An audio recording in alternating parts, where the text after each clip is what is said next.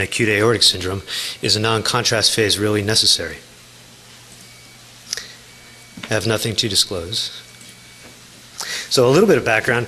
As you know, acute aortic syndrome describes three clinically sometimes indistinguishable abnormalities: aortic dissection, intramural hematoma, and penetrating atherosclerotic ulcer. And we always do a contrast phase, of course, but in addition to that, we've traditionally performed a non-contrast examination to exclude the presence of intramural hematoma. And although this has been advocated as part of the protocol, recently some people have questioned the incremental value of the non-contrast phase, although the evidence in the literature so far has been limited.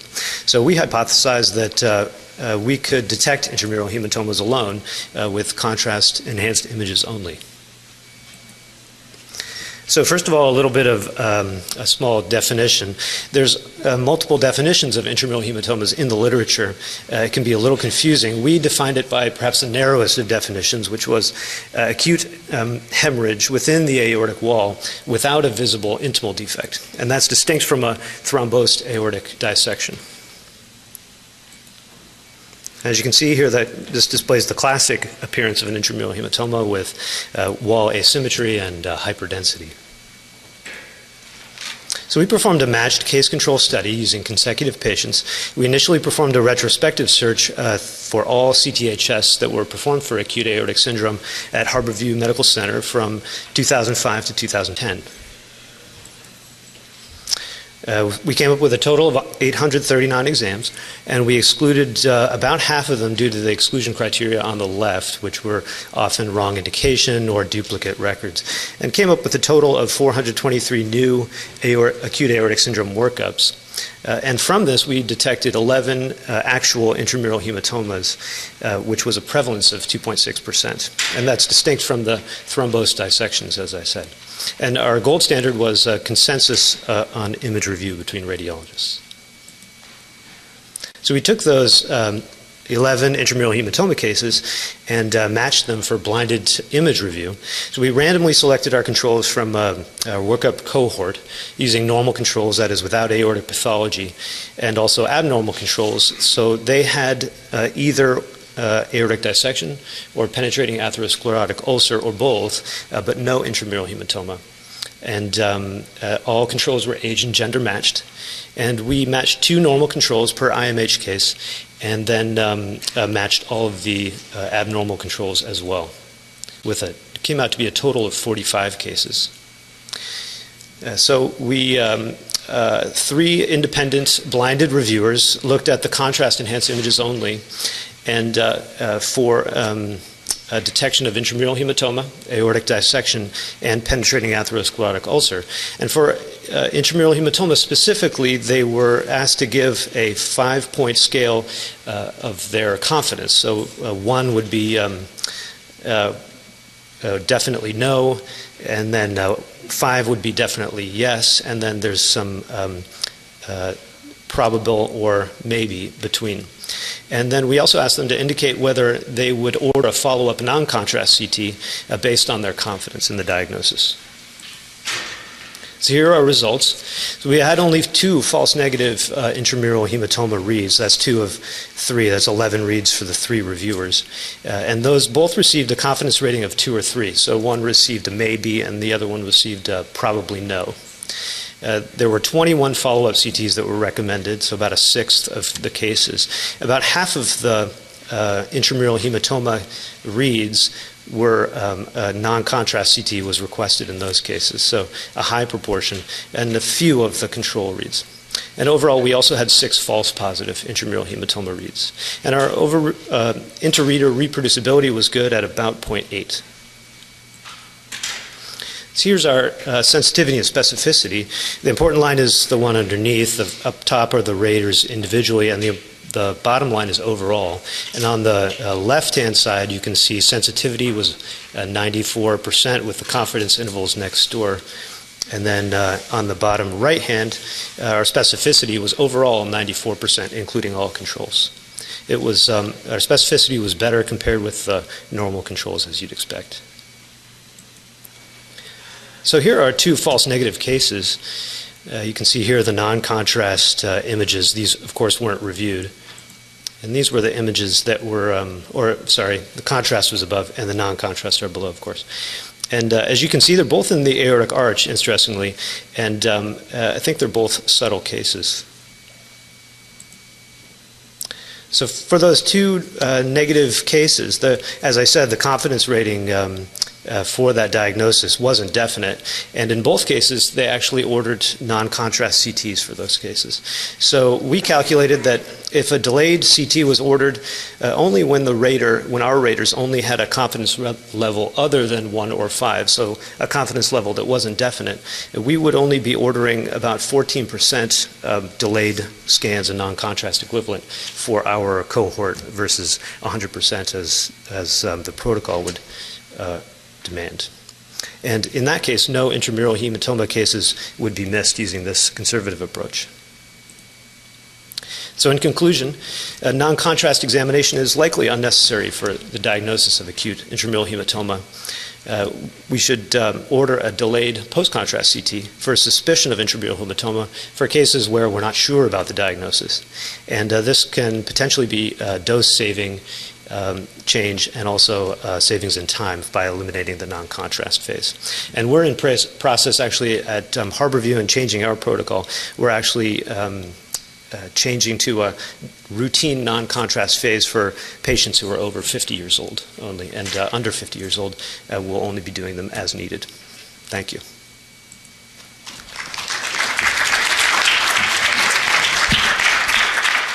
Thank you very much. We have a couple of minutes for questions. Does anybody have any question? And if so, I'm going to ask you to step up to the microphone. Yes, sir. Do you measure the threshold Hounsfield unit for contrast CT exams for intramural hemorrhage? We didn't measure the Hounsfield units of the, let's see, so we, as the study, putting together the study, we didn't measure the Hounsfield units of the aorta.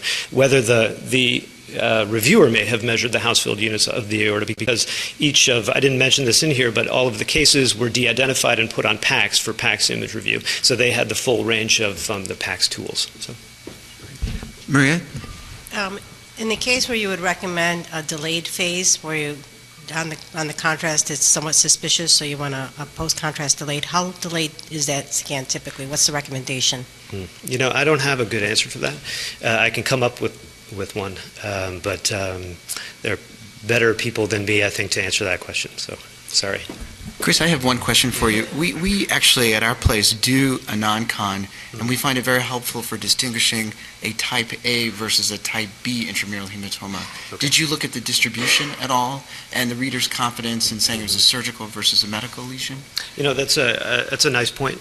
We didn't actually look at that, but that's an interesting point that you make, and it would be worth taking a look and seeing if there's a difference. Do we have any more questions? All right. Thank you very much. Thank you. We're going to go to our next speaker, Dr. Portnoy, who's going to continue with the theme and provide another institution's experience with looking at the intramural hematoma and the value of the non-contrast phase.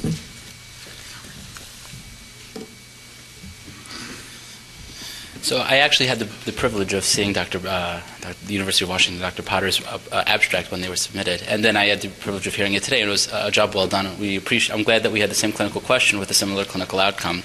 Our study design was somewhat different, and so I want to focus on some of the differences between our study designs and maybe a slightly different focus in terms of the conclusions. So the acute aortic syndrome is, of course, an important disease to discuss the spectrum in general, of course, because of its high mortality rate and the rapid reversibility if definitive treatment is administered in a timely fashion. Of course, clinical presentation is very challenging at times. There are a number of mimickers of the disease, and so it can be very frustrating to discern one from another. And so, of course, this has become a diagnosis largely of radiologic imaging. And so, to discuss the three different along the spectrum of the three different diseases that were just discussed, dissection was the first of the three, of course, with the most worrisome complication profile. And what we required when we were looking through, when we wanted to define parameters for the different types of diseases, we wanted to see a true endomomedial flap the way it's been described in the literature multiple times in contradistinction to the others. Of course, there was at least some knowledge of an indirect communication between the true and the false lumen, at least by virtue of contrast distribution, if not a true obvious source of communication. Penetrating atherosclerotic ulcers, of course, are a slightly different disease spectrum, slightly different disease along the spectrum. Requires oral contrast imaging the same way aortic dissection does, and this, of course, can be a harbinger for other diseases to follow, or in and of itself can have its own clinical sequelae. And, of course, intramural hematoma, which has always traditionally there's been that anecdotal evidence, well, you can't see it on post-contrast imaging, let's have a pre-contrast image. But the data has always been very scant for it, as we've just heard, and so people have been doing it really based on anecdotal evidence, more so than they have been on any scientific study.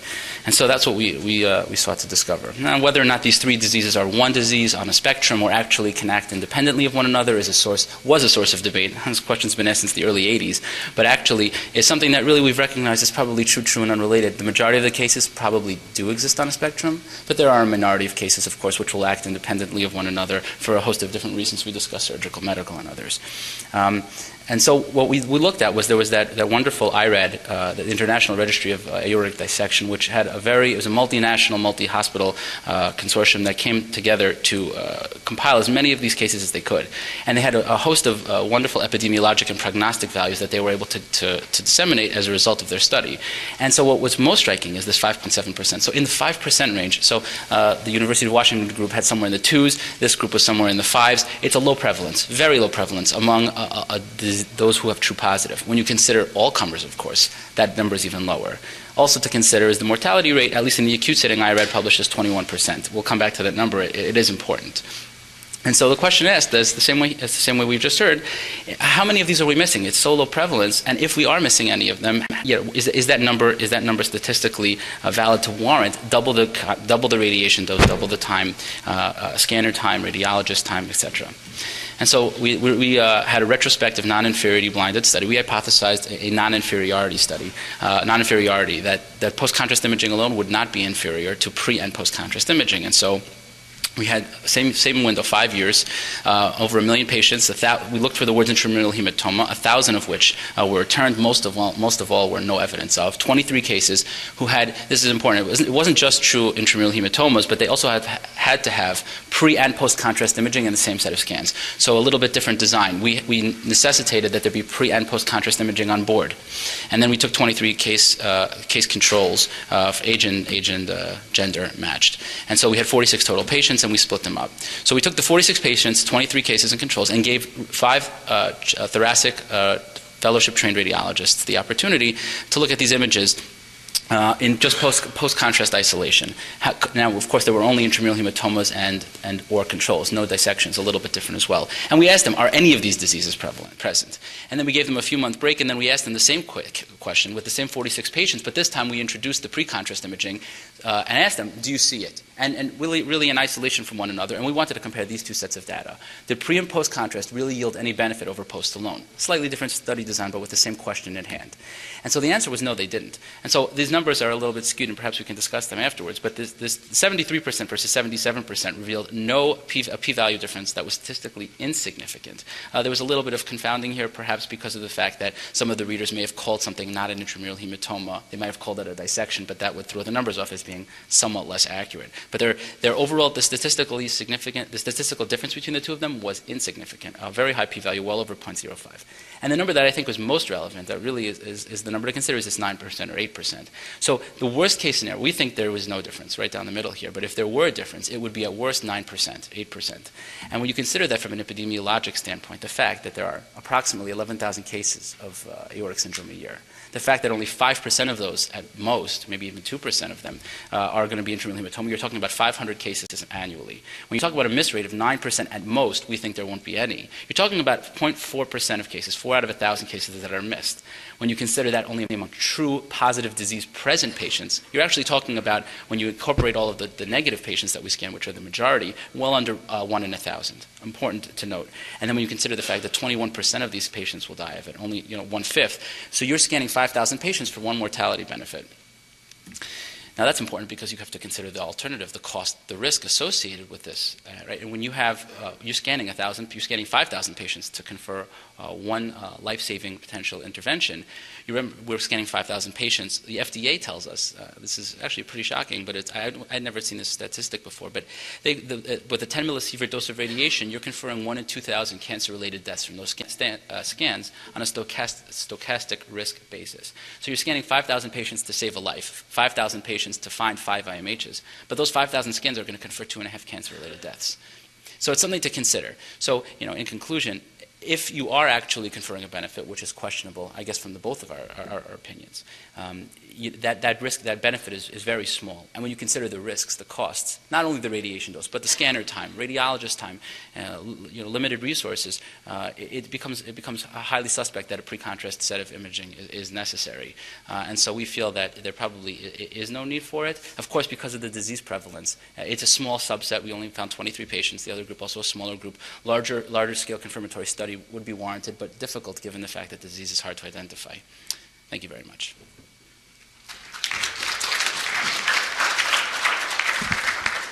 Thank you very much. We have a couple of minutes for questions. Does anybody have any question?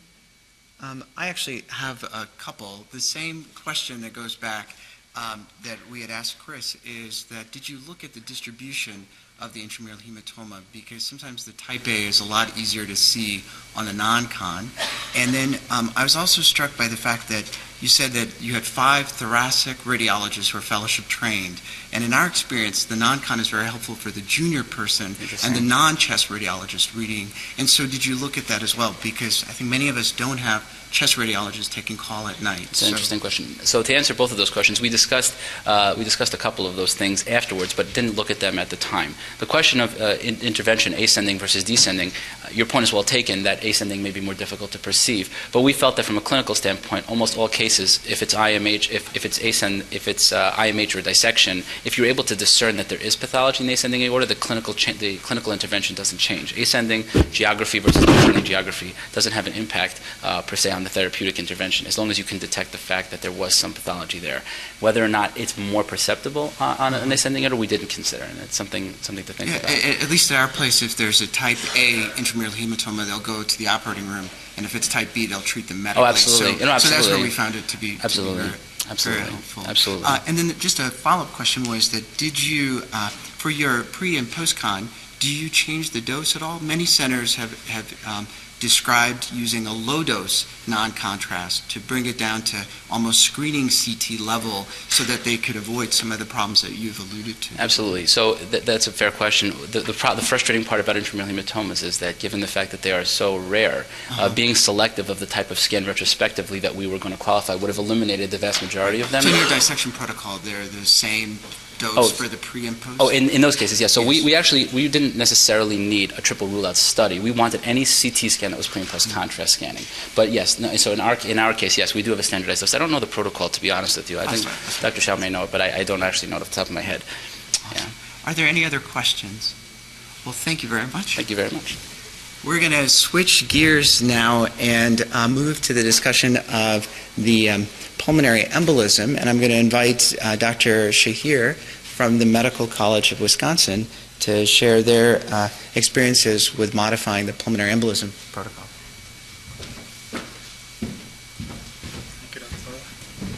Hi everyone, I am Kaushik Shahir from Medical College of Wisconsin. As Dr. Bala mentioned, I'm going to switch gears here. My research topic is reduced Z-axis CT pulmonary angiography in pregnant women for pulmonary embolism. Do we really miss any important diagnosis, and how much is the resultant dose reduction? So if we look at there are different dose reduction methods. We can just go on, it's a different talk, but of this is one important technique which is called as the reduced Z-axis. The technique is pretty straightforward. Instead of scanning the entire chest, we scan from the aortic arch to the base of the heart or the top of the diaphragm. Now, mind you, this is not a new technique. There's always a concern whether we are going to miss any important diagnosis. People have looked at this method in different ways. Callan's group and Atale's group were the people who looked at it. They looked at very specific findings. Callan looked at the distribution of PE, and they mainly concentrated on general population, and they found out that we don't really miss any PE diagnosis. Atalia's group looked at PE as well as non-PE abnormalities, and also they looked at in general population, in which they also projected the same kind of results.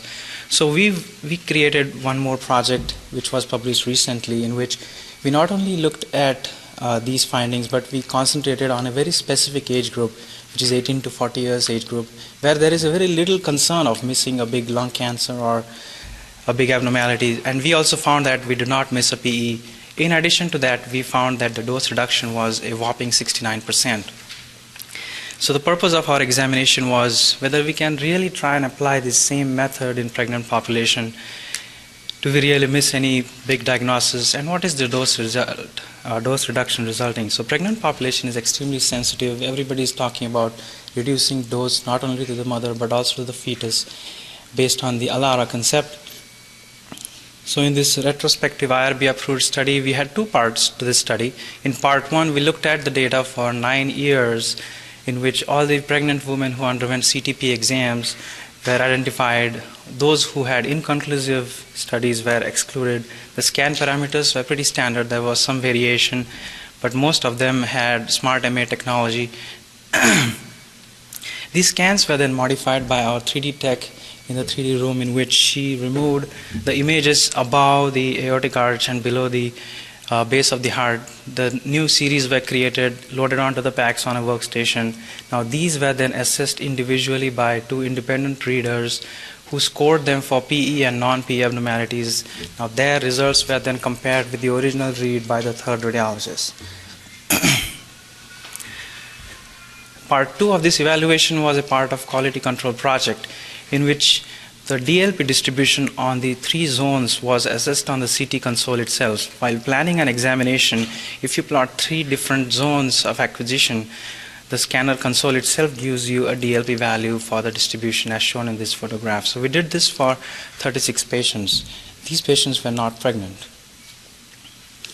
So coming to the results, we had 95 scans performed in 9 years. 11 patients had inconclusive studies.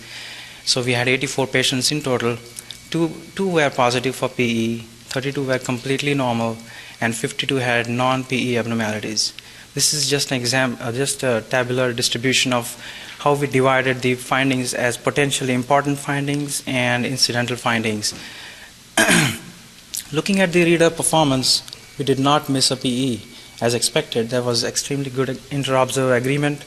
2 out of 2 PE was identified. Pertinent findings, 60 out of 60 pertinent findings were identified. 4 out of 16 incidental findings were out of range, were missed. Now these were 3 benign nodules, 1 small incidental nodule. Now the third reader had the opportunity of looking into the future reports or records of the patients, making sure that none of these findings actually influence the management or outcome of the patient. Dose evaluation, zone 1, you can see the DLP of 187, zone 2 DLP of 142, and zone 3 of 161. Average dose reduction, again here, turned out to be 69 with a range of 45 to 90%. The scan length reduction was 41%, which matched with our studied group. So you can look up here in the scout that zone 2 is really big compared to zone 1 and zone 3. The concept behind reduced DLP is the smart MA. The smart MA turns on a higher dose when you are scanning the higher attenuation region like the shoulder or the upper abdomen. So if you get rid of these regions, you end up with a very significant dose reduction. So limitations of our exam was we calculated the dose on a different population, on a small population. It was a retrospective method. Only 2 patients had PE, so one can question the power of the study. But mind you, this is data for 9 years of pregnant women who underwent CTP exams. So summarizing the results, we did not miss a PE diagnosis. There was no pertinent finding which was missed. There were few incidental findings which were out of range, and dose reduction is quite significant. In fact, we have implemented this same protocol for all the pregnant PE studies which we do at our hospital. If we combine this method with the newer iterative reconstructions like MBIR, we can potentially have a significant dose reduction. Thank you.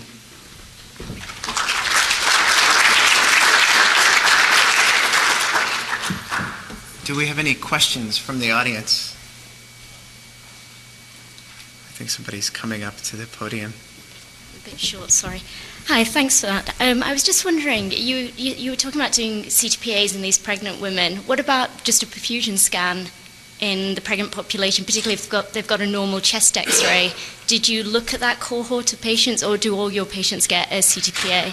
Well, the protocol for going for a perfusion scan has come up very recently. It was mainly based on the guidelines recommended by Society of Thoracic Radiology, American Thoracic Society, and Gynecops.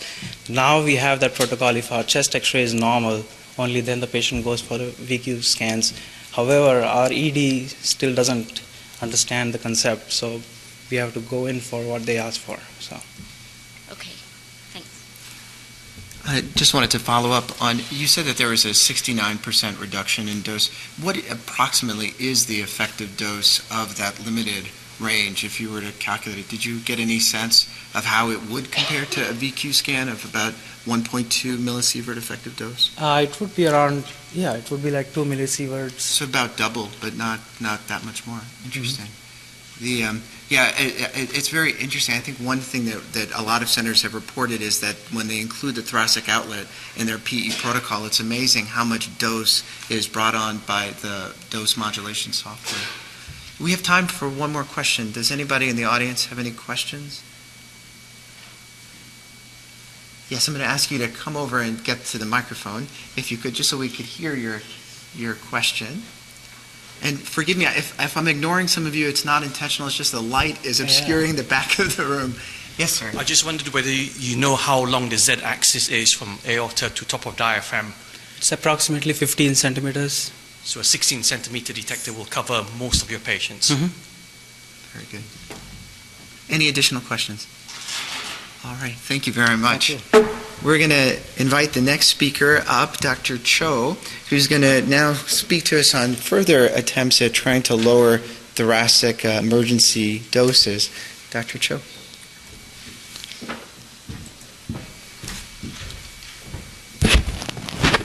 Thank you, Chairperson. I'm Jae-young Cho from Aju University Hospital, South Korea. I'd like to present about feasibility study of low-dose chest CT for initial evaluation of blunt chest trauma patients. As we know, computed tomography is most important diagnostic modality in emergency department due to its effectiveness in traumatic and non-traumatic conditions. Especially, chest MDCT is accepted as effective and fast imaging tool in severely injured traumatic patients. And recently, this modality is used increasingly in the less severe injured trauma population. Research one recent study suggests that routine use of MDCT in traumatic patients rather than selective use of MDCT due to its substantial added diagnostic value of routine CT scan. But there is no consensus of CT indication in traumatic patients. One of the main causes is excessive and harmful radiation. A traumatic patient often requires multiple imaging tests using radiation. So there has been many trials for radiation dose reduction. One of the emerging technique is low-dose CT scan. Many reports present that low-dose CT scan could achieve substantial dose reduction without difference in subjective image quality. So we hypothesized that if there is no difference in diagnostic effectiveness between low-dose and standard dose CT scan, we can use CT scan more in traumatic patients without concerning of excessive radiation exposure. The purpose of this study is to evaluate the feasibility of low-dose CT for initial evaluation of blunt chest trauma. From August 2012 to December 2012, we searched the patients who had blunt chest trauma in Aju University Hospital. All patients underwent pre-contrast low-dose CT scan and standard dose CT using intravenous contrast agent. On the low-dose CT scan, tube current was 40 milliampere second and tube tube voltage was 100 or 120 kilovolts peak according to patient BMI. On the standard CT scan, tube current was 180 milliampere seconds and tube current was 120, the fixed value. And reconstruction in each scanning data included transverse, coronal, and sagittal plane images, which were 3 mm in slide thickness without gap, and the volume rendered image was also taken. We used standard color reconstruction. Each dataset were randomly arranged for evaluation, and 4 readers, including 2 radiologists and 2 residents, independently evaluated each CT dataset. And they were aware of blunt chest trauma history and focused to detect traumatic injuries. To establishing reference standard, 1 mm slide thickness reconstruction was obtained, and 2 radiologists agreed on a consensus. 4 observers checked each findings with 4 confidential scale. First, definitely positive. Second, probably positive. Third, probably negative. And last, definitely negative.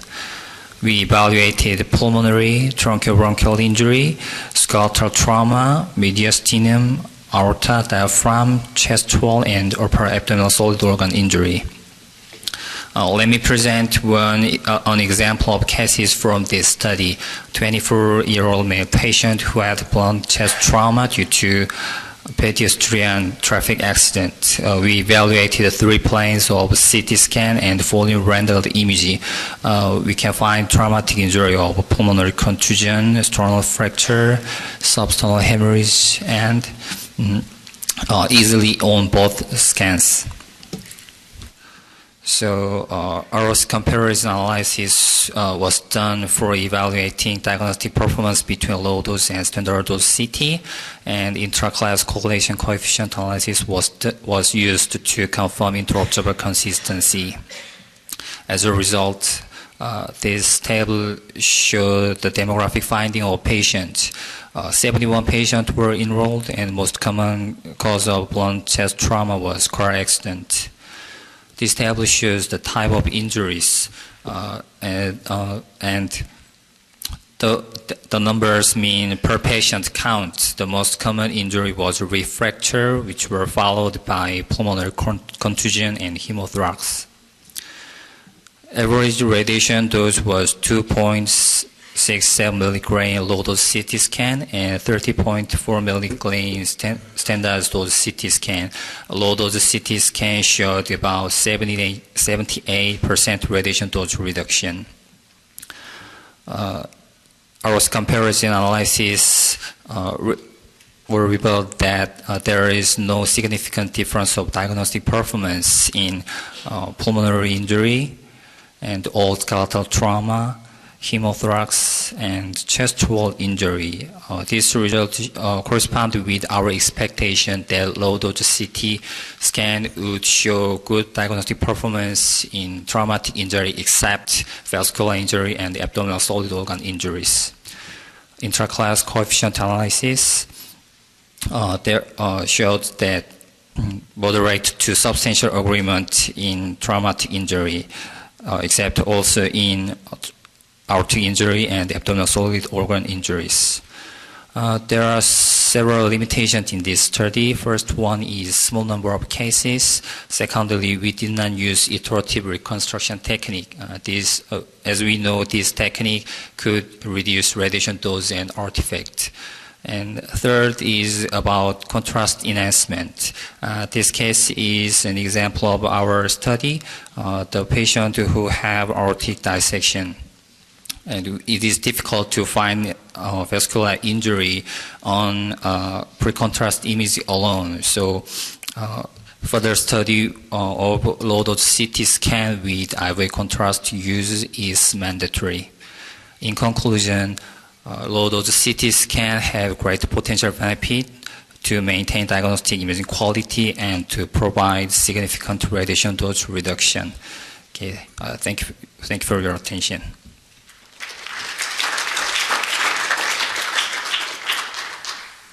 Do we have any questions from the audience? I just had one question to ask you, and that was, how did the low dose do with patients with very large BMIs? I know many of us are in centers where we have BMIs that are traditionally above 30, or I just saw a patient with a BMI of 45. Right. In fact, in Korea, there are a small number of very large BMI patients. So we enrolled 71 patients, and they are all under BMI 40. So we do not have any supporting data about that. So it is mandatory to make a further study. Does anybody have any other questions? All right. Thank you very much. We're going to continue with the low-dose theme, and I'm going to invite Dr. Yi, who's going to come speak to us on low-dose, looking at the fishbone as a foreign body in the esophagus. I know a problem that some of us have dealt with, and it can be really perplexing when you have a patient with a suspected foreign body.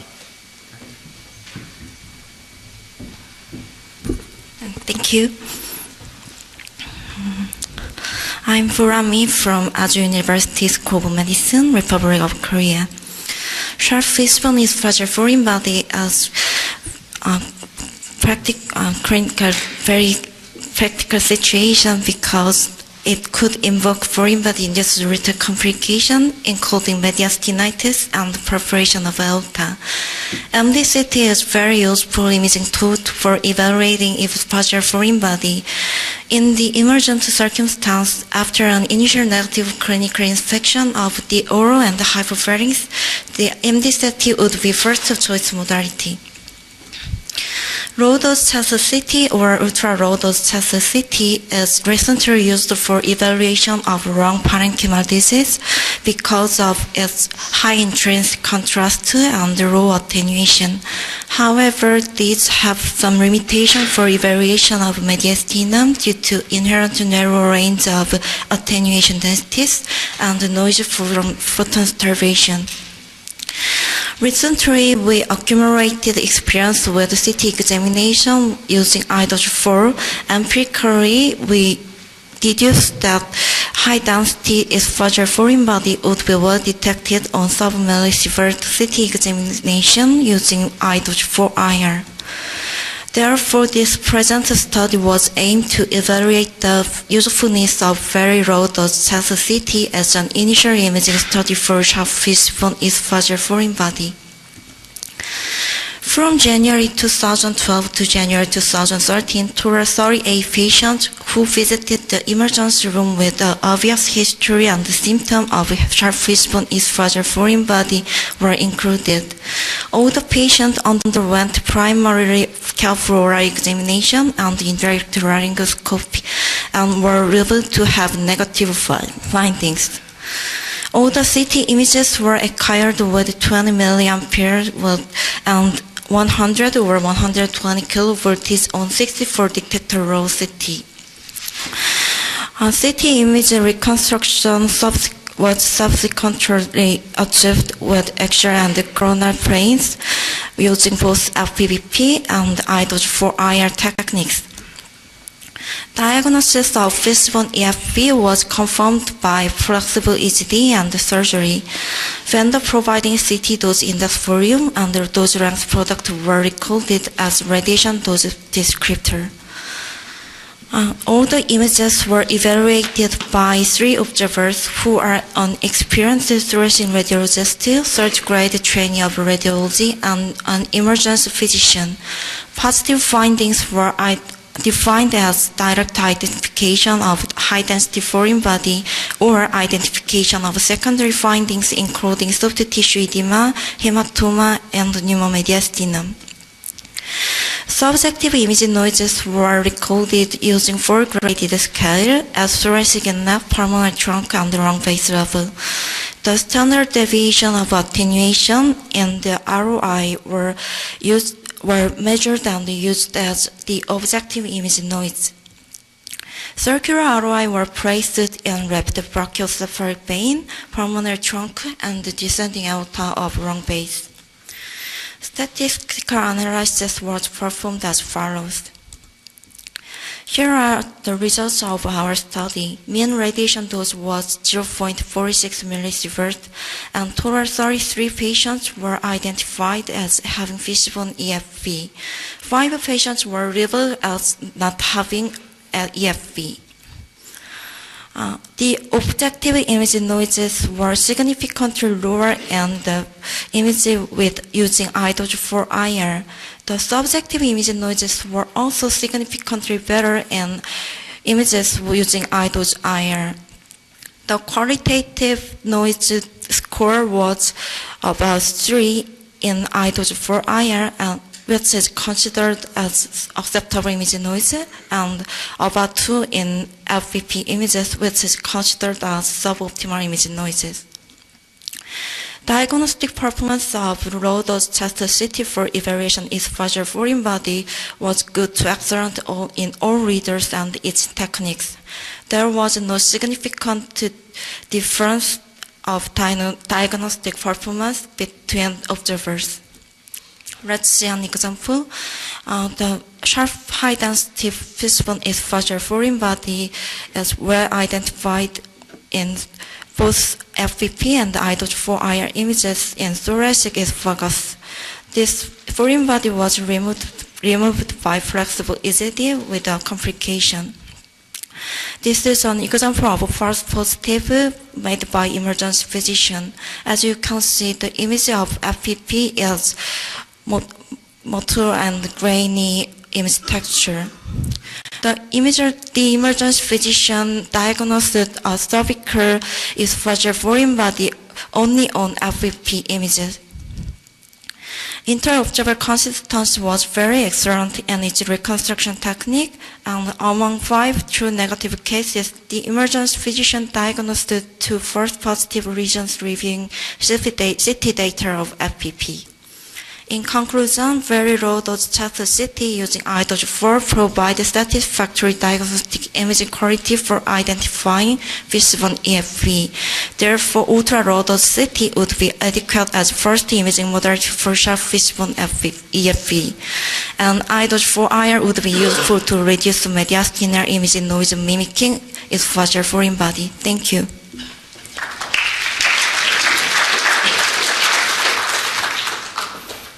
Are there any questions from the audience?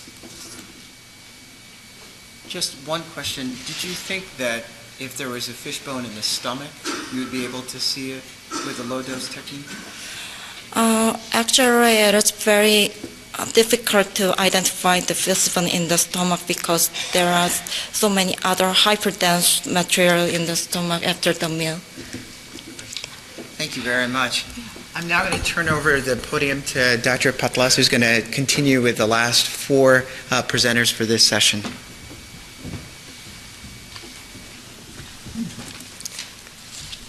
So, and we continue with topic of pulmonary embolism. I'm glad to invite Dr. Moyer from Edinburgh, United Kingdom, to talk about increased referral rate for investigation and increased incidence of symptomatic pulmonary embolism. Good morning, I'm Kenneth Muir from the Royal Infirmary of Edinburgh. I'd like to present some work we've been doing looking at the investigation and diagnosis of pulmonary embolism at our institution over the last 10 years. Here are our disclosures. So until relatively recently, perfusion scans or Q scans were the first line investigation for pulmonary embolism. They have the advantage of lower radiation exposure than CT, and we still use them quite frequently for younger patients or pregnant patients. However, the results are often inconclusive or indeterminate. CT has a wider diagnostic scope and allows diagnosis of conditions other than pulmonary embolism, and really has become the primary method for the investigation of PE. And there's been a well-documented explosion in the use of CTPA. Along with that, we've also seen an increase in the incidence of diagnosed pulmonary embolism. A recent study from the United States showed that the age-adjusted incidence increased by 80% in the 8 years following the introduction of multi-detector CTPA. That was in 1998 to 2006, having been stable for the 5 years before that. And there's now a growing hypothesis that newer technology, higher resolution CT scanners allow the detection of smaller emboli that previously wouldn't have been diagnosed.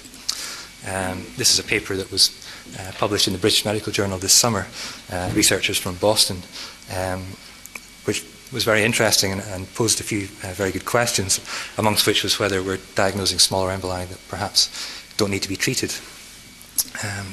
This is a more recent study, again originating from America, from New York, highlighting the fact that we seem to be diagnosing more smaller emboli.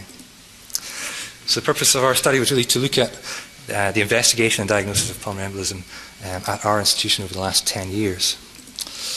We conducted a retrospective review of records at the Royal Infirmary, including both CTPA and Q scans, and that's for suspected acute pulmonary embolism. So this is symptomatic patients, not incidental findings. We included the years from 2002 to 2012, so a 10-year period. Along with that, we also took a final year cohort of positive scans, of which there were about 400, and we categorised them using the modified Miller score. Some data from this study has been published previously, and we're able to compare to that earlier data, which was useful. So here are the results. As perhaps we would expect, we saw a quite substantial increase in the total investigations for suspected acute pulmonary embolism. So in the 10-year period from 2002 to 2012, there was a 111% increase in total investigations. And as you can see, that's mainly due to a substantial incremental increase in the number of CTPAs that we're performing. So that went from about 700 per annum to more than 2,000. And along with that, we saw a relatively modest decline in the use of Q scans from about 290 per year to 90 per year. Surprisingly, our positive scan rate remained quite high, so we have a 20% positive scan rate, which means that we're diagnosing a lot more pulmonary emboli. We're now diagnosing more than 400, whereas 10 years ago it was nearly 150, and that's for virtually the same patient population. We also observed increased diagnosis in an older population. So the mean age went up from 62 to 65 years. And particularly when we looked at the demographics, we saw that the diagnosis of pulmonary embolism in the older age groups in the 80s and 90s has really seen a quite dramatic increase. So we're diagnosing more pulmonary emboli, but is it due to these, is it because we're diagnosing smaller emboli? So to look at that, we looked at the severity of pulmonary embolism using the modified Miller score. And this is really a scoring system that was devised for conventional angiography and then modified for use with CTPA. A filling defect in a segmental pulmonary artery scores 1 point. A defect in a more proximal vessel scores the number of distal branches. So the maximum score you can have is 16, and the minimum for a positive scan is 1. And this was quite surprising. When we looked at the data from 10 years ago and our more recent data, and now obviously this table has been corrected for numbers because we're now diagnosing a lot more emboli. When we looked at the proportion of the Miller scores throughout the positive scans, we see that the disease severity pattern hasn't changed substantially over the last 10 years. As you can see, the Miller score is 16, the largest emboli. We're still diagnosing more frequently than any of the other pulmonary emboli.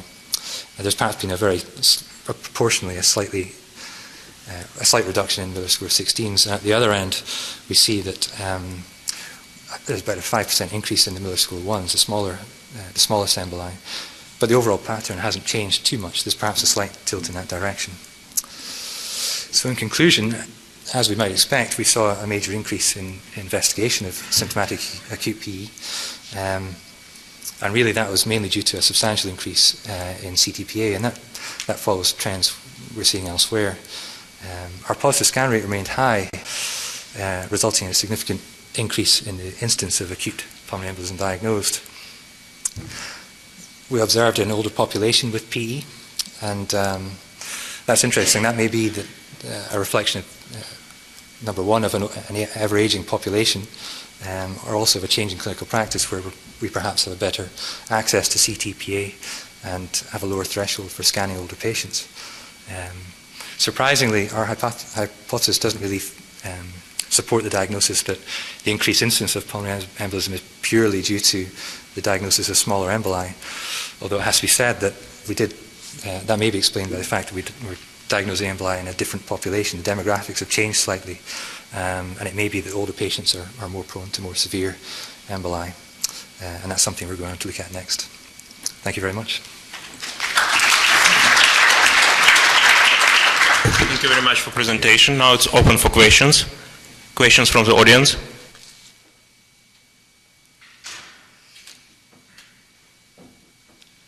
Thanks very much. I'm just wondering, with your retrospective analysis, did you happen to have any information in the percentage of patients that were sent to intensive care unit or to surgical thrombolectomy in terms of the high-end severe thrombi? Did that stay the same over the time? So we're diagnosing more PEs, but the severe PEs are still the same proportion. Yeah, thanks. That's an interesting question. We didn't actually look at that. It was a retrospective study. That's not something that we included in our analysis. But an interesting finding was that the Miller score 16, so that the very large emboli are still the most common emboli that we're diagnosing. More questions? I have a question. Let me ask you. You mentioned that you see less VQ scans than before. Yes. Is VQ scan available in your institution after hours, 24 hours, or you can do on? No. It's the same policy in our place, so I think part of the explanation is that just you cannot get VQ scan at night, so during the weekends. Dr. Bala? No, the same for us is it's a little bit more tricky, but we do offer it at night. But we've noticed the drop too because it's a lot easier to order the CT and get it done. Yep, there's quite easy access to CT.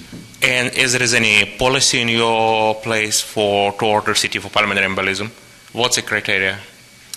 For younger patients, we tend to try and, if we can, do a Q scan. So if they have a normal chest X-ray and they're a young patient or a pregnant patient, that would tend to be the first line. But we're seeing that we're doing a lot more CTPAs than ever before. Yeah, no, it's also my observation from our institution. So, okay, thank you. Thank you very much.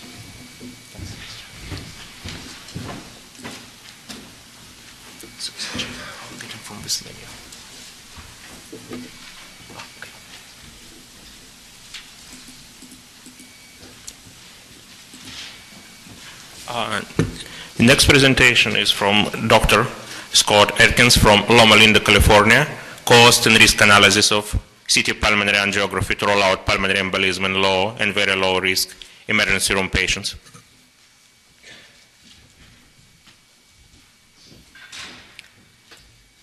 Hello, I'm Scott Atkins from Loma Linda. Again, I'll be talking about the cost of CT pulmonary angiography to rule out pulmonary embolism in low-risk emergency department patients. So for some background, a recent study showed that 1/3 of CT pulmonary angiograms from the emergency department to rule out pulmonary embolism in the United States are potentially avoidable. This is because they showed that 22% of these patients are low risk clinically and did not have a D-dimer performed, and that 11% are actually very low risk with a negative D-dimer. As we know, we use that for its strong negative predictive value for PE. So this means that there's a potential of 600,000 avoidable studies each year in the United States. The goal of our study was to determine the additional cost and if patients are actually harmed by this potentially avoidable imaging. For our methods, a literature search was performed looking at the use of CTPA and on PE outcomes. We looked at prospective and retrospective studies from 2000 to the present. A decision model was constructed using Triage Pro software for evaluating these low-risk ED patients for pulmonary embolism. And the model was constructed from the payer point of view, but looking at patient quality of life as the outcome. We proposed 3 alternate strategies to the current U.S. practice. These included D-dimer followed by CTPA only if the D-dimer is positive, an ED observation unit, which is based on the model of chest pain observation units. We understand that these are not available at all institutions. And finally, performing CTPA initially on all of these patients. The costs and the patient utilities for each outcome were plotted to determine a dominant strategy. And a strategy is considered dominant if it has lower costs and better outcomes based on quality adjusted life years, with a willingness to pay of $75,000 per quality. Sensitivity analyses were performed over a wide range of clinically relevant values, and a Monte Carlo simulation was also performed. So here's the decision model, which actually is not projecting at all, which is great. But we'll go into the model here. We have the 3 different alternate strategies, which include D-dimer followed by CTPA. And this patients get if they have a positive D-dimer, then they go ahead to the CTPA group and get their diagnosis based on that and receive treatment and have potential outcomes and costs along the way that we're able to analyze. The second simpler strategy would be ED observation without D-dimer. You can see the outcomes here and certain costs along the way.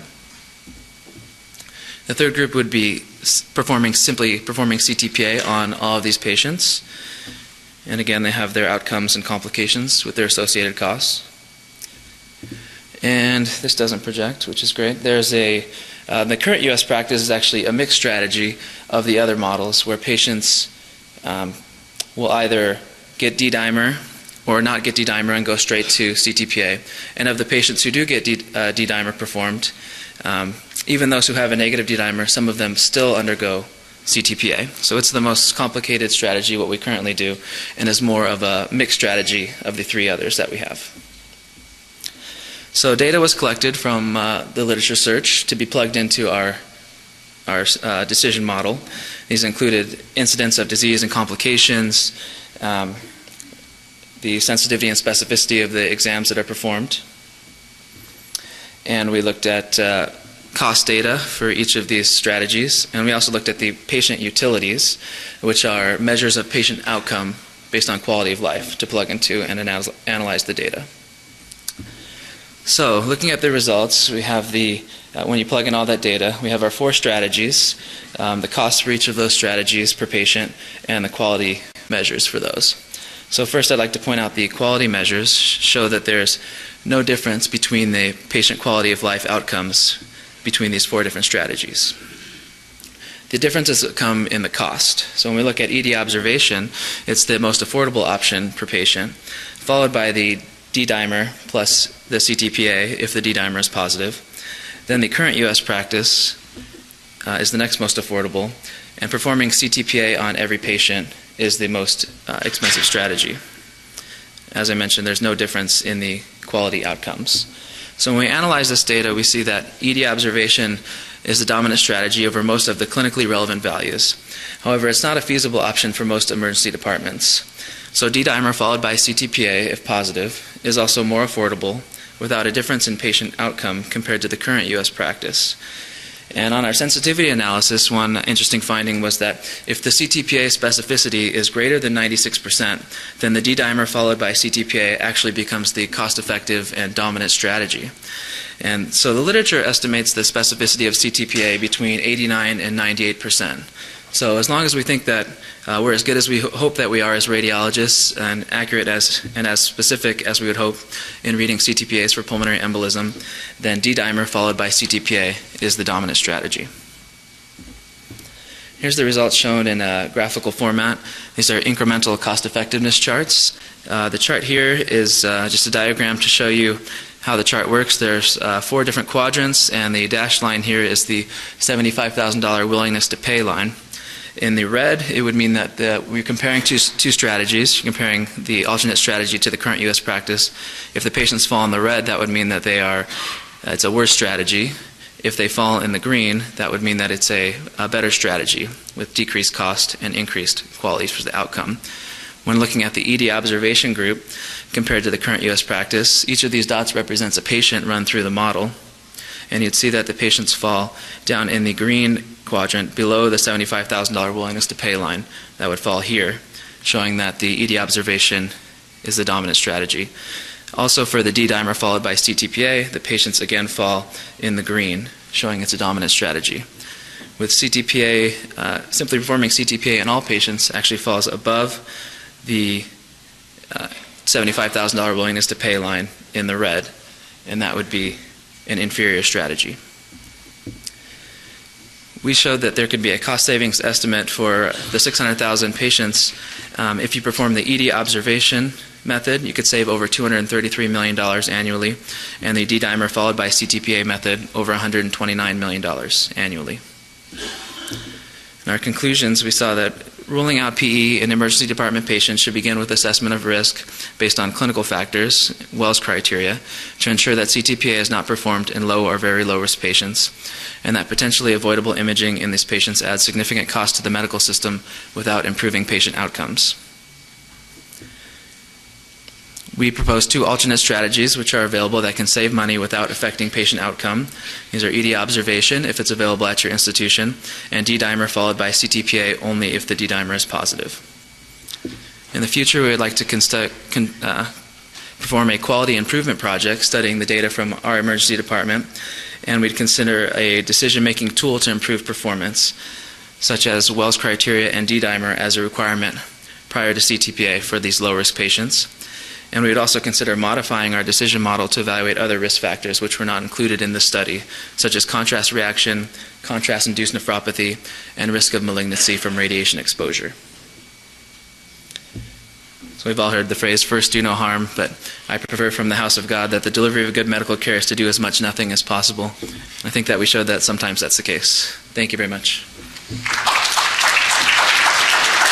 Thank you very much. Questions from the audience? Yeah, very interesting study.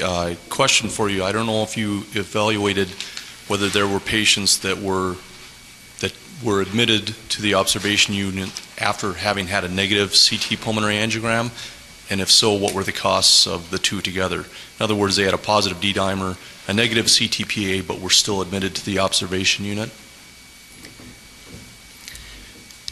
Our method is simply based on the literature. We're looking at the idea of chest pain observation units. For patients, those patients would not have had CTPA performed at all. They would have simply gone to the observation unit for symptomatic management, and so it's based on the rule out chest pain observation units for MIs. So they would actually have gotten a CTPA. More questions? We got a question from virtual meeting. What was the pulmonary embolism rate in patients with negative D-dimer? With negative D-dimer, I believe it was significantly less than 1%. It was like 0.04% is the rate from the literature. And let me ask you, what's the current policy in your institution? What you guys do right now? Currently, we basically are doing what the ER is requesting. At night, we do offer VQ scans overnight, but they're not as popular. It seems that CT is the quicker and easier study to obtain, so the ER typically goes to that first. They only go to the VQ scan if patients are allergic or pregnant, and we will call on the tech to perform a VQ scan for those low-risk patients. Thank you. Dr. Bala, questions? Thank you very much. Thank you.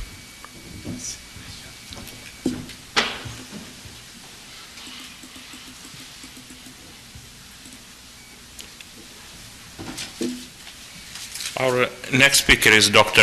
Yin Ming Chen from Toronto, and her topic will be variation in utilization and positive rates of CTPA among emergency physicians in academic tertiary emergency department.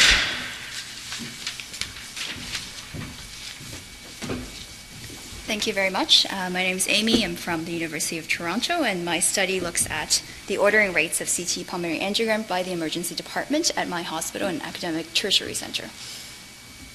I have no disclosures.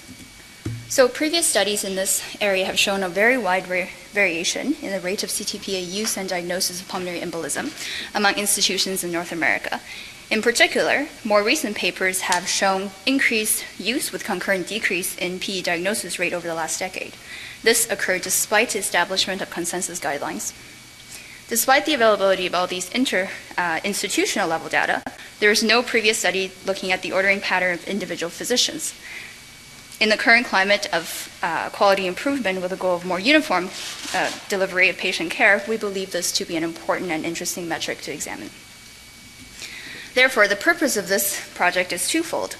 One, to look at the institutional level of utilization and PE diagnosis rate of CTPA at my hospital, and 2, to break down these rates to the individual physician level and see just how wide the variation is between the ordering pattern of physicians working in one hospital environment. So our study is a cross-sectional retrospective study that looked at 850 consecutive emerged patients with suspected PE who underwent CTPA between 2010 to 2012. The average and individual physician utilization for CTPA and PE diagnosis rates were calculated and correlated with physician characteristics, including years of experience and gender. So first, I'll present our institutional level data. Over the last 3 years, an average of 0.5 CTPA scans were ordered per 100 patient visits. This number has remained relatively stable despite an increase in patient volume at my hospital. If we break this down by age and sex, we see that use is significantly higher in females and older populations. The difference is most striking in the under 30 female group, where females were getting 3 times as many scans as males. A large difference is also seen between the younger and older patients, where patients over 60 are getting scanned more than 2 times as many times as those under 30. So do these utilization rates in females and older populations translate to more PE diagnosis? The answer is no at my hospital. So females and older patients do not have higher positive PE rates based on the CTPA scans. In fact, the PE diagnosis rates were higher in males in the middle of 30 to 60 age group, although not statistically significant. Note also that our institutional average PE rate was 16.7% between 2010 to 2012. Next, we're going to look at physician level data. So the following box plot looks at the variation in the number of scans ordered by individual physicians. 22 full-time emerged physicians were included in this analysis who saw over 2,000 patients in the last 3 years. As you can see, there's significant spread in CTPA use among the physicians, a range between 0.21 scans per 100 patients seen to 0.77 scans per 100 patients seen. An even larger range is seen in the percentage positive PE rate for each physician. Strikingly, there was more than a 6-fold difference among our physicians overall, from 6% to almost 40%. And even if we discard the top and bottom quartiles, the range remains very large, more than a 2-fold difference. When we plot diagnosis rate against utilization in individual physicians, there's no obvious correlation between the two, which means that physicians who are ordering more or less scans are not necessarily catching more PEs. Next, we try to see whether there is any association between physicians' experience, measured as in years in practice since residency, and their utilization and positivity rate. As we can see, there's no significant association with either metric. Finally, we looked at whether there's an association between ordering rates and utilization rates and PE diagnosis rate with physician gender, and again, we didn't see any statistically significant association. So our results of 16.7% overall institutional level positive PE rate is higher than most reported American data, which mostly report values below 10%. The original PILOT-2 study had reported a positive rate of around 18%. Compared to Canadian and European data, our rates are similar to other Canadian institutions and lower than European institutions. Our results of higher utilization rates in females and older populations without significant difference in positive PE diagnosis rate is in agreement with previous published data. Younger females may be imaged more because of an overestimation of risk, and since the mortality rate for PE remains quite high, physicians do not want to risk missing any case. But there are risks associated with this overutilization, as younger patients, especially females, are most vulnerable in terms of radiation risk. Higher imaging use in older populations in general has been attributed to more difficult and ambiguous clinical exams. Also, we speculate that older patients are more likely to present with symptoms of PE, such as chest pain and shortness of breath. When we looked at individual physician practices, we saw a very wide range of variation. This is a new finding that's consistent with prior studies, which showed that more than 50% of emerged scans did not follow PILOT-2 recommendations. Why is this the case? Possible explanations include physicians' risk tolerance level, lack of knowledge of available guidelines, and differences in prior training and practice experiences. Now, even though the gestalt is to focus on physicians who have a very low positivity rate or who order more, it's equally important to keep in mind that physicians whose positivity rate is high, for example, in our institution, almost 40% may be missing PEs, which may also be dangerous practice. Limitations of our study include the fact that this is a single-center study, so it's difficult to know the external validity of the study. Also, the inter-physician analysis is made based on the assumption that all of our physicians saw similar types of patients during the 3-year period. Also, although we only included full-time physicians who saw over 2,000 patients in 3 years, this may not be sufficient to exclude exaggerated rate calculations due to the overall PE incidence. Finally, calculation rates in the study do not ultimately answer the question of appropriateness of utilization, which is the question that we most want to know.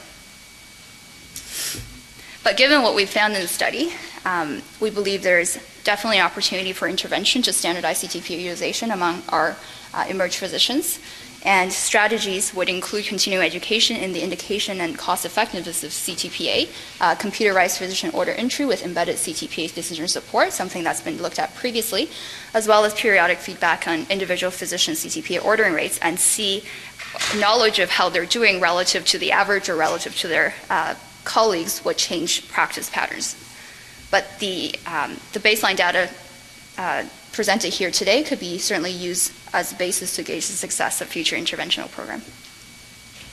Thank you very much. I'd be happy to take any questions. Thank you very much. And presentation open for questions.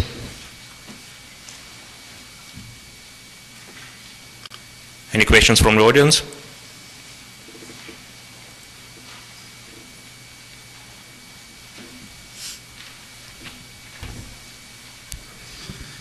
Thank you for the presentation. I found it most interesting. I was just curious, these physicians who are particularly more sensitive or more specific for detecting these things for PE, are they able, do we have any sense of their false negative rate or their misses? In other words, there are just different senses of thresholds for different people for ordering these scans. I'm wondering if some of these physicians are tending to miss more of them because they tend to be more judicious in ordering them. Absolutely. I think that's a really good question, and it's something that we are thinking of looking at. The other thing is our data here doesn't really look at patients who are treated for PEs without actually having had a CTPA. So we don't know whether the physician gestalt for whether this patient has had a PE is really represented by their ordering CTPA rate. That's a good question. Additional questions? Dr. Bala? I just had one question. Many of our emergency departments have extended physician providers, whether they're nurse practitioners or advanced practice nurses. Do you have any experience with what their rate of detection was like at all? So at my training institution, currently all the nurse practitioners are actually functioning under a physician. So in this, as same with trainees, so they usually discuss the case, as far as we know, with the ordering physician before making the order. It's certainly possible that some of them are just ordering tests under that physician without their knowledge, but it's difficult to split that data. And it's interesting. Your data is interesting because one of our insurance providers in St. Louis is toying around with the idea of reimbursement for a study based on a physician's success rate in ordering.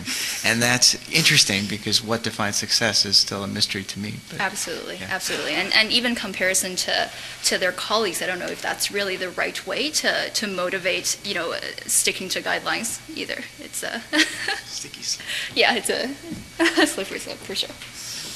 Do you presently do any intervention with repeated offenders? In my institution, administration, they compile the list and they send emergency physician letters if the detection rate is quite low in comparison to their peers.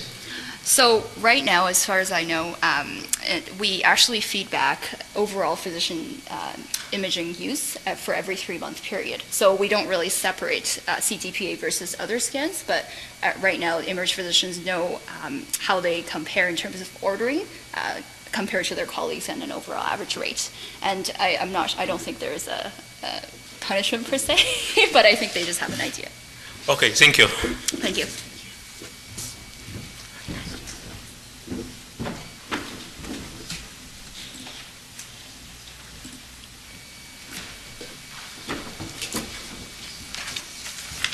Our last presentation of this session would be by Dr. Charbel Sade from Sydney, Australia, helical thoracic computed tomography angiography, and individualized control protocol, effects on radiation dose and image quality.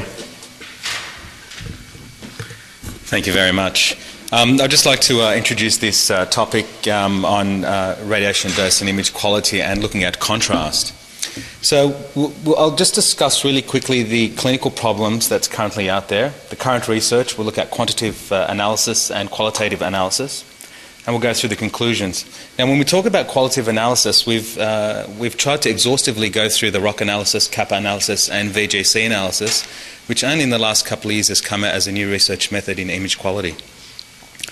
So clinically, we have the acute aortic syndrome, which is classified as aortic dissection, intramural hematoma, and penetrating atherosclerotic plaques. These conditions are indistinguishable if you have a chest X-ray when coming into the emergency department, so CT would be the next step, of course.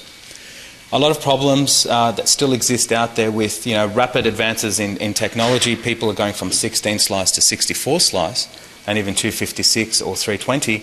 They're still getting artifacts like the superior vena cava, as you see above on the screen.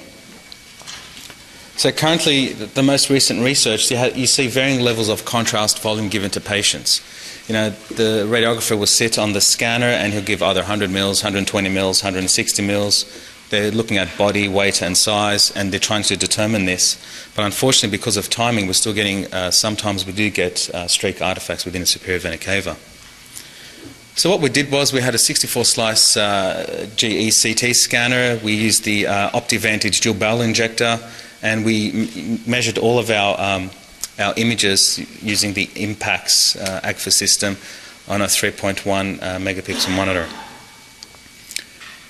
We looked at two protocols. The first protocol, the first 100 patients, was the standard, you inject your contrast using 100 mils of contrast, and you scan from top to bottom.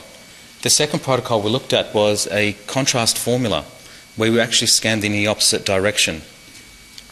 And we kept all scanning parameters exactly the same, so your pitch factors, your KVP factors, MA modulation and so forth. But the primary difference between these two is we used two different bolus tracking techniques. The first was a dynamic or triggering bolus technique, and in regimen B we used the test bolus technique. So with these two contrast protocols, we also standardized flow rates between both contrast and saline in both regimens. And we always used right side injection at the cubital fossa in order to look at if there's any variations in time to peak between the cubital fossa and the ascending aorta. So when we looked at regimen A, we looked at standard practice where we looked at the ascending aorta, we injected 120 mils of contrast, and as the contrast opacification rised, we set a pre-threshold at 120 Hounsfield units, and then automatically within 3 seconds the scanner would start to scan from top to bottom. Whereas our second technique, we actually did the test bolus at the level of the diaphragm. So what we did was we sent in 10 mils of contrast and 30 mils of saline, and we measured the time to peak. And that was the pre-threshold that we actually used before we started our scan in the next series. So what we did was, before we talk about this contrast formula, every patient that walks into your examination room or radiology room, you have different heights, weights, cardiovascular dynamics, it depends on their previous diseases, if someone has bradycardia or tachycardia. So all of these factors, it's really hard to predict when a patient is on your scanner table. So what we did was, in order to measure the contrast volume that we used in the second regimen, we looked at the scan time. So we looked at the anatomical coverage. So, tall patients versus small patients. Some will have 2.5 second scan time, others will have 4.5 to 5 second scan time, depending on, of course, your scanner. Then we looked at the time to peak. How fast or how slow did the contrast get there? And then we used the optimal venous washout phase. That is the time it takes on a previous study done by Lee in 2007 and in another paper that we recently published in 2012, where we found out that the time it takes from the cubital fossa to flush the SVC is approximately 12 seconds on average for all patients. So we minus 12 seconds from our formula, and then we multiplied it by our flow rate to give us the contrast volume. So measurements, what we did was, over 7 days we looked at arterial measurements, using the same monitor just in case we get any variations. Then we used the PRISM software for statistical analysis. We used the D. Agostina and Pearson's omnibus test, and of course the Mann-Whitney test as well, which was non-parametric and two-tailed. So when we looked at measuring the opacification levels of the thoracic aorta, we looked at the surgical landing zones, the sinotubular junction, at the aortic sinus, midway through the ascending aorta, and so forth. What we found in regimen A, we found that the highest contrast opacification we got was 348 Hounsfield units, and the lowest we had was 324. Now, we looked at regimen B, we found that the highest we had was 368 Hounsfield units, and the lowest was 357. So looking at how fast or how slow contrast gets there will predetermine the level of opacification within the vessel. When we looked at venous opacification at the superior vena cava at the same level of the mid-ascending aorta, we found in regimen 8 it was 1,500 Hounsfield units on average, and 796 at the SVC, because you could have the esophagus vein going in there, so it will definitely dilute it. Whereas in regimen B, we reduced that down to 159 and 123 Hounsfield units, and we had statistical significance. Then we took it to the next level. We looked at, okay, we've got a really bright artery, and we've got a really opacified artery, and then we have a non-opacified superior vena cava. Then we started to look at the difference of ratios between those two, and we found that it was 2.9 times higher in regimen B in terms of arterial opacification versus the venous opacification. So between the two regimens, there was a 12% increase in arterial opacification. There was a 92% reduction in venous opacification in the superior vena cava and the brachiocephalic vein. And the arterial venous contrast ratio showed at the two different levels 90% and 86%. So we then proceeded to do a ROC analysis between 6 cardiovascular radiologists, and we also introduced a vascular surgeon. There is a dilemma, or not a dilemma, a debate between a vascular surgeon and a radiologist. Who knows more? Because a vascular surgeon says, I know my patients because I'm a vascular surgeon. I do interventional. I do CT scans. I can look at it better than a radiologist. So we tried to dismiss this fact and theory. So what we did was we looked at 40 cases, regimen A and regimen B. In the first 10 cases of each regimen, there were normal studies which were approved by radiological reports and also ongoing post-CT scanning. And then the other 10 were varying levels of pathology from mild, moderate to severe pathology. And then we did the ROC analysis using the DBM method and kappa analysis as well as VGC. So just to let you know that level 7 is the vascular surgeon. Okay? If you have a look at regimen A, the mean ROC analysis we got as 0.87. If you look at regimen B, we got to 1. Okay? So all of them were getting the right pathology correct between the radiologist and the vascular surgeon. Then we looked at the visual grading characteristic.